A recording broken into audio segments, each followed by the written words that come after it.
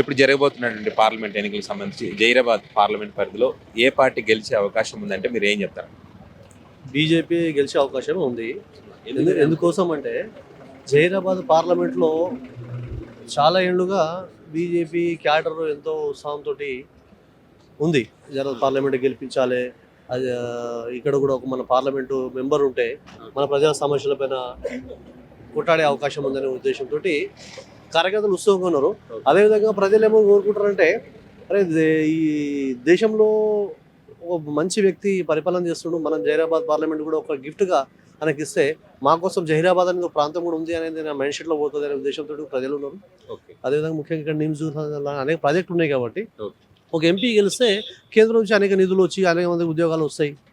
BJP MP ఉంటే ఇక్కడ కేంద్రంలో బీజేపీ ప్రభుత్వం ఉంది కాబట్టి ఇంతకుముందు ఉన్న బీ పాటిల్ గారు ఉన్నారు ఎంపీగా, కానీ టీఆర్ఎస్లో ఉండడం వల్ల అక్కడ వాళ్ళకు సఖ్యత లేని కారణంగా మనకి అక్కడ పనులు అవ్వలేదు.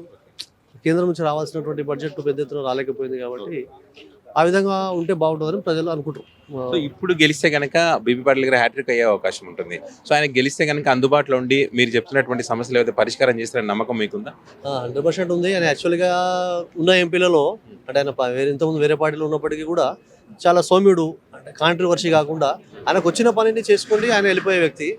ఇక్కడ జైరాబాద్ ప్రాంతంలో అభివృద్ధి అనేది ప్రభుత్వ పరంగా ఎంతైతే వచ్చిందో అది మంచిగా చేసి అభివృద్ధి చేసిండు.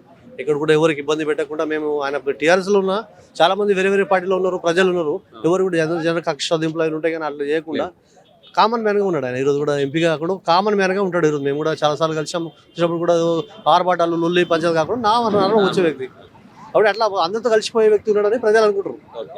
ఆయనకి అవకాశం ఉంది.